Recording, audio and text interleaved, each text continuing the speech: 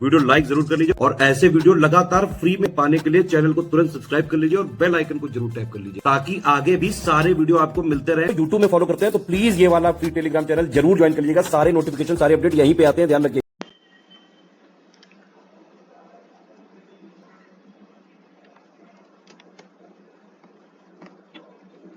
Hello everyone, welcome to study for civil service.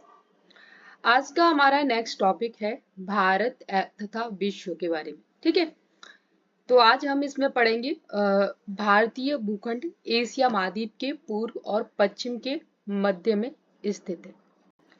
लेकिन हाँ, उससे पहले मुझे आप लोगों को एक इंफॉर्मेशन शेयर करनी है कि यूपीपीसीएस प्रीलिम्स की परीक्षा को ध्यान में रखते हुए बच्चों की बहुत ज्यादा रिक्वेस्ट पर स्टडी फॉर सिविल सर्विस द्वारा अपने ज्ञान सर एजुकेशन ऐप पर यूपीपीसीएस प्रीलिम्स की परीक्षा के लिए कंप्लीट 20 टेस्ट, जिसमें आपके 6 फुल टेस्ट रहेंगे, 5 आपके यूपीजी के बजट सर्वे से और 9 आपके सेक्शनल वाइज रहेंगे, जिसमें आपका history, geography, economy, science, current affair, इस तरीके से। उसके बाद में कंप्लीट यूपीपीसीएस प्रीलिम्स के 10 ईयर का पीवाईक्यू आपको दिया जाएगा, जिससे आप एक ट्रेंड समझ पाए कि किस तरीके के प्रश्न आपसे पूछे जा रहे हैं। उसके साथ ही complete current affair monthly wise, complete current affair monthly wise UP का, और उसके साथ ही आपकी टेस्ट सीरीज प्लस पीवाईक्यू की लाइव रैंकिंग भी आपको दी जाएगी। तो आप जल्दी से जल्दी इस ऑफर का फायदा उठा सकते हैं। ज्ञान सर एजुकेशन ऐप को आप डाउनलोड कीजिए प्ले स्टोर पे जाके, और ये कंप्लीट ऑफर आपको अभी सिर्फ और सिर्फ 99 रुपए में मिल रहा है। तो चलिए स्टार्ट करते हैं आज का टॉपिक। भारतीय भूखंड एशिया महाद्वीप के पूर्व और पश्चिम के मध्य में स्थित। भारतीय भूभाग एशिया महाद्वीप का दक्षिणतम विस्तार है। ठीक है, ये जो अपना एशिया महाद्वीप है, ये इसके अपने दक्षिण में अपना भारत पड़ता है। ठीक है, यहाँ पे ये बोल रहा है कि एशिया महाद्वीप के पूर्व और पश्चिम के मध्य में स्थित है। ठीक है, इधर देखिए पूर्व, और ये यहाँ पे इसका आपका वेस्ट हो जाएगा, तो वेस्ट के ये मध्य में स्थित है। हिंद महासागर जो कि पश्चिम में यूरोपीय देशों और पूर्वी एशियाई देशों को मिलाता है। ठीक है, ये इसकी बात कर रहा है। साथ में भारत को केंद्रीय स्थिति भी प्रदान करता है। नेक्स्ट है आपका कि दक्षिण का पठार हिंद महासागर में शीर्षवत फैला है और पश्चिम एशिया, अफ्रीका, यूरोप के देशों के साथ साथ पूर्वी एशिया के देशों से भी पूर्वी तट के माध्यम से निकटवर्ती संबंध रखता है। ठीक है, ये यहाँ इस लोकेशन की बात कर रहा है कि इधर भी कवर करता है, इधर भी कवर करता है। ठीक है, उसके साथ ही हिंद महासागर में किसी भी देश के तटीय सीमा भारत जैसी नहीं है। ठीक है, जिस तरीके से भारत को कवर किया है वैसी और किसी देश की नहीं है। भारत की इस महत्वपूर्ण स्थिति के कारण एक महासागर हिंद महासागर का नाम इसके नाम पर रखा गया है। ठीक है, नेक्स्ट है आपका भारत क्षेत्रफल की दृष्टि से विश्व का 7वां देश है। ये आपको इतना ही, मतलब इतनी इंफॉर्मेशन आपको ये पता होनी चाहिए। रैंक वगैरह जैसे पैट वैट की जो परीक्षा होती है ना, उसमें ये पूछ लिया जाएगा। उसके बाद में क्षेत्रफल की दृष्टि से विश्व का सबसे बड़ा देश है आपका रूस। क्षेत्रफल की दृष्टि से विश्व के 7 सबसे बड़े देश यहाँ पे सीक्वेंस में दिया गया। देखो, रूस, कनाडा, संयुक्त राज्य अमेरिका, चीन, ब्राजील, ऑस्ट्रेलिया और भारत। यहाँ पे हम देखते हैं मैप में, देखो यहाँ आपका रसिया के बराबर में आपका कनाडा पड़ता है, फिर आप पहुंचिए अमेरिका, अमेरिका के बराबर में आपका चाइना पड़ता है। ये 4 देश आप ऐसे याद रखिए। उसके बाद में आप आइए यहाँ पे ब्राजील, और ब्राजील के बराबर में आप ऐसे कंसीडर कर लो कि ऑस्ट्रेलिया पड़ता है, और लास्ट में फिर यहाँ इधर अपना भारत। ऐसे आप इस तरीके से इसको याद कर सकते हैं। जनसंख्या की दृष्टि से भारत विश्व में प्रथम स्थान पर है अभी। ठीक है, अभी तक जैसे चाइना था, लेकिन अब हमारा भारत प्रथम स्थान पर है। चीन अब विश्व का दूसरा सबसे ज्यादा जनसंख्या वाला देश है। ठीक है, ये करंट अपडेट इसमें यहाँ डाला गया है।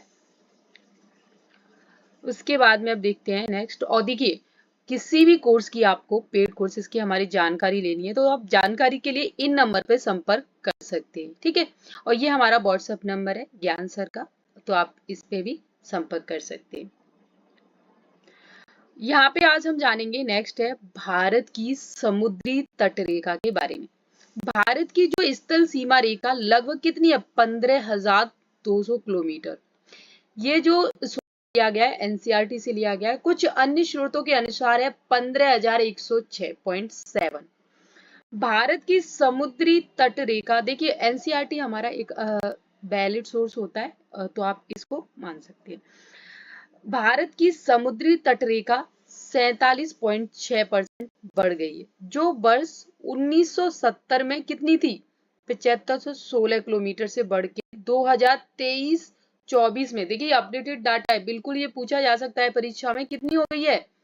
11,098 किलोमीटर। ठीक है, नेक्स्ट हम जानेंगे यहाँ पे भारत की तट रेखा की राज्यवार लंबाई। बिल्कुल ये पूछ लिया जाता है कि गुजरात, भारत के राज्यों में गुजरात की जो तट रेखा है सबसे लंबी है, ये पूछ लिया जाएगा कि किस राज्य की तट रेखा सबसे लंबी है। दूसरे नंबर पर है तमिलनाडु। भारत का दूसरा सबसे बड़ा तटीय राज्य है तमिलनाडु। आंध्र प्रदेश भारत का तीसरा सबसे लंबी तट रेखा वाला राज्य है। महाराष्ट्र है उसके बाद में भारत में चौथी सबसे लंबी तटरेखा वाला राज्य। उसके बाद में पड़ता है आपका पश्चिम बंगाल, 5वीं तटरेखा वाला। ठीक है, उसके बाद है केरल। केरल की तटरेखा को मालाबार तट भी कहा जाता है, ये आपको पता होना चाहिए। ठीक है, उड़ीसा, उड़ीसा के तटीय मैदानों को हेक्सा डेल्टाइक क्षेत्र या 6 नदियों का उपहार भी कहा जाता है। ठीक है, कर्नाटक, कर्नाटक की तटरेखा को कनारा के नाम से जाना जाता है। यह भारत के कर्नाटक राज्य में अरब सागर के किनारे तक फैला हुआ है। गोवा, ये यहाँ पे लंबाई लिखी गई है, ज्यादा नहीं तो आप 3 राज्यों की लंबाई तो याद रखिए ही रखिए। देखो ज्यादा फैक्ट तो नहीं याद रखा जा सकता, सबसे बड़ी है उसको याद रख लो, गुजरात की 2340। उसके बाद में तमिलनाडु 1068 और उसके बाद में आंध्र प्रदेश 1053, क्योंकि सारा डाटा याद रखना मुमकिन नहीं है।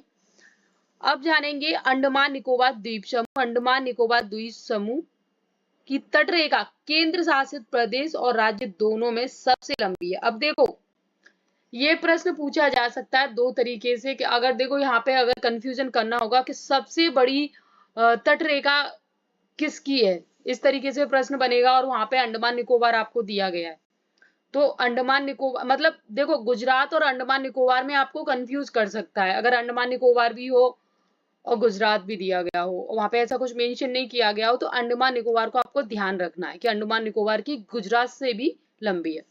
लक्षद्वीप, दमन एंड दीप, पुडुचेरी, पुडुचेरी केंद्र शासित प्रदेश की तटरेखा क्या है? सबसे छोटी है। याद रखना कि देखो यूटीज में अंडमान निकोबार की सबसे बड़ी है और इधर अपना पौंडीचेरी की सबसे छोटी है। ठीक है, और कुल रेखा जो अभी अपडेटेड है आपकी कितनी हो गई है? 11,098 किलोमीटर। तो आज हम यहीं तक रखेंगे, बाकी नेक्स्ट कल कंप्लीट करते हैं। वीडियो आपको पसंद आ रहा है तो प्लीज ज्यादा से ज्यादा लाइक करना, शेयर करना और हमारे कोर्सेज को ज्वाइन करने के लिए आपको दिए गए नंबर पे आप संपर्क कर सकते हैं। ऑफर चल रहा है, ऑफर का आप लाभ उठा सकते हैं। धन्यवाद।